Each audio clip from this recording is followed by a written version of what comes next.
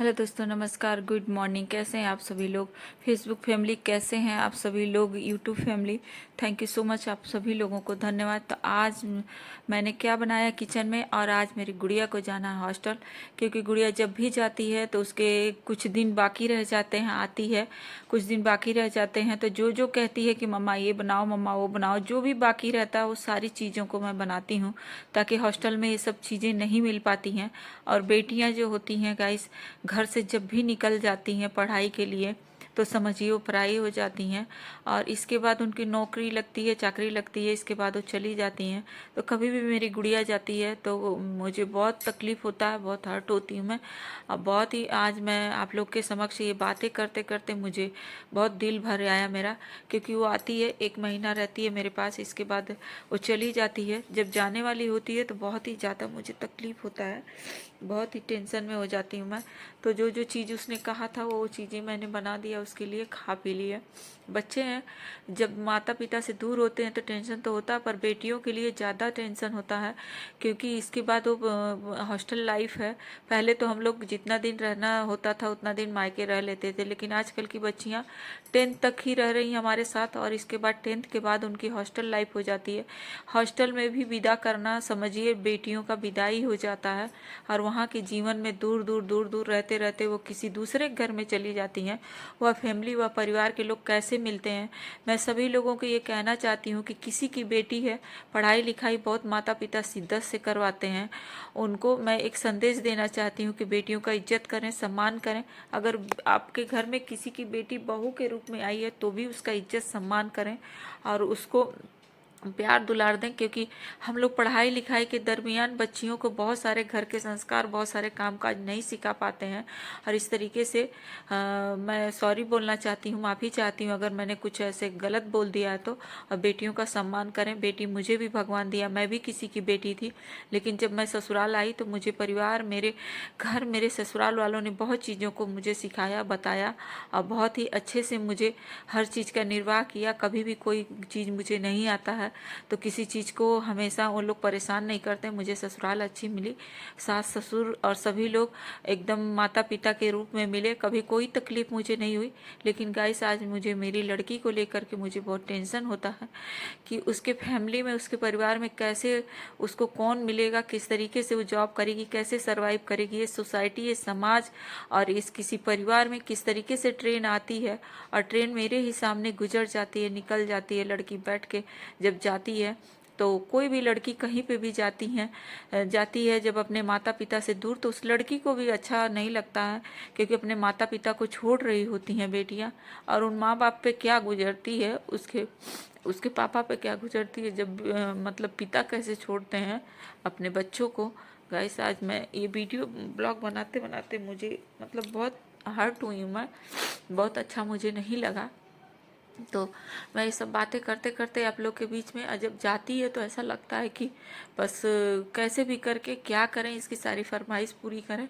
हर चीज़ की हम लोगों ने कोशिश किया है।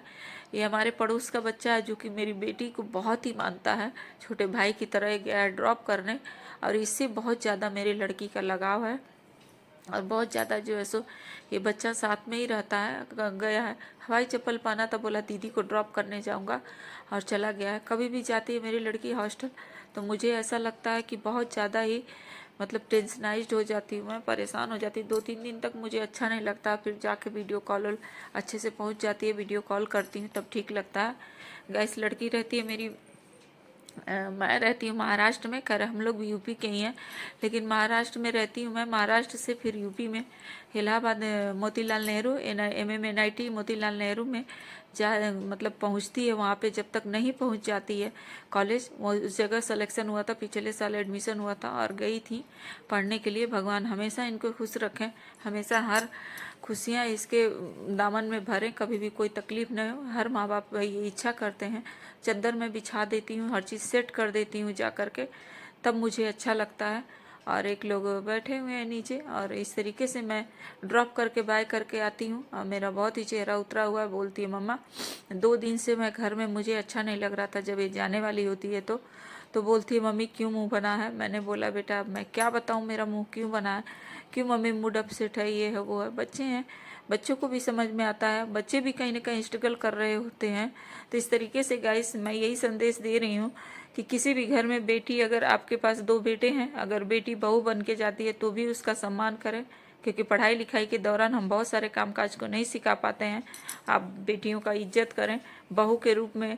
अगर वो दूसरे घर की बेटी है तो दूसरे या पराई घर की बेटी ना समझे, अपनी बिटिया अपनी बेटी समझ करके उसका इज्जत करें, सम्मान करें और उसको जगह दें, उसको सीखने के लिए उसको सिखाएं, बताएं कुछ नहीं आता है तो यही सब बातें हैं गाइस आज के ब्लॉग में। और आप सभी लोग को थैंक यू सो मच, धन्यवाद ये सब चीज़ों को बोलने कहने के लिए। क्योंकि अगर मैंने कुछ गलत बोल दिया है लड़की या बहू के लिए तो इसके लिए सॉरी आप लोगों को। और इस तरीके से हाथ पकड़ती है, मेरा मुंह मेरा गाल खींचती है और कहते हैं कि जब ये पैदा हुई थी छोटी सी थी तो किस तरीके से हम लोगों ने इसको अपने उस पे पाला है और रखा है। हर माता पिता बड़े नाज से अपने बेटियों को पालते हैं और रखते हैं।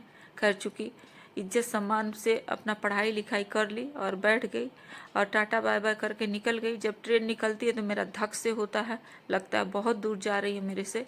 जब ट्रेन चली जाती है उसके बाद मैं आती हूँ तो इतना मुझे कष्ट होता है, इतना तकलीफ होता है घर में, 1-2 दिन तक अच्छा नहीं लगता है।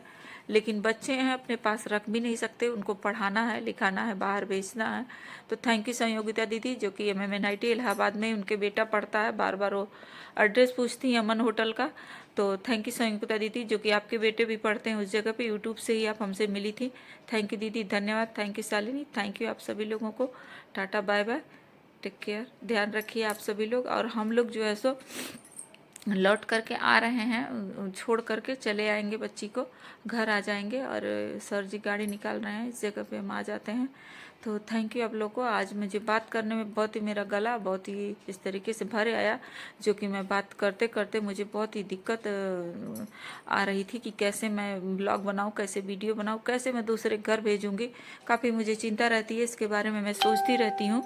और इस तरीके से गाइस धन्यवाद संयुक्ता दीदी और जो बिमला सिस्टर और पवन भाई और इसके बाद जो है सो शालिनी सिस्टर, बॉस अर्चना सिस्टर, सभी लोगों ने ब्लॉग वीडियो को देखा है।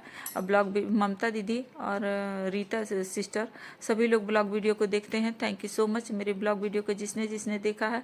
किसी का नाम छूट गया है तो सॉरी। मजहर शेख भैया और बहुत सारे लोग हैं, धन्यवाद। थैंक यू सो मच आप लोगों को इस तरीके से बहुत सारा प्यार दुलार देने के लिए और मेरी ब्लॉग वीडियो को देखने के लिए। मैं वीडियो के माध्यम से हर बात को, हर चीज़ को दिखाती हूँ, कहती हूँ। अगर मुझे कोई त्रुटि, कोई गलतियाँ पाई जाती हैं तो उसमें उसके लिए माफ़ी चाहती हूँ, सॉरी आप लोगों को। और ऐसे ही हमेशा ही प्यार दुलार देते रहिए, ब्लॉग वीडियो को देखते रहिए। बाबा बाबा करके निकल जाती है और किस तरीके से ये चली जाती है जब लड़की, तो हम चारों ही आ जाते हैं। हमारे पड़ोस का बच्चा बहुत ही क्यूट, बहुत ही अच्छा है, हमेशा पीछे पीछे लगा रहता है और जहाँ तक ट्रेन दिखती है वहाँ तक मैं जाती हूँ साथ साथ में। कहती है मम्मा जाओ, रिटर्न हो जाओ, लौट जाओ। लेकिन जब तक बच्चा बाय करती रहती है, जब तक दिखती रहती है, उसके साथ साथ मैं चलती हूँ। मैं भी उसके साथ जाती हूँ, फिर मुझे लौटना है और ट्रेन आगे को निकल जाती है।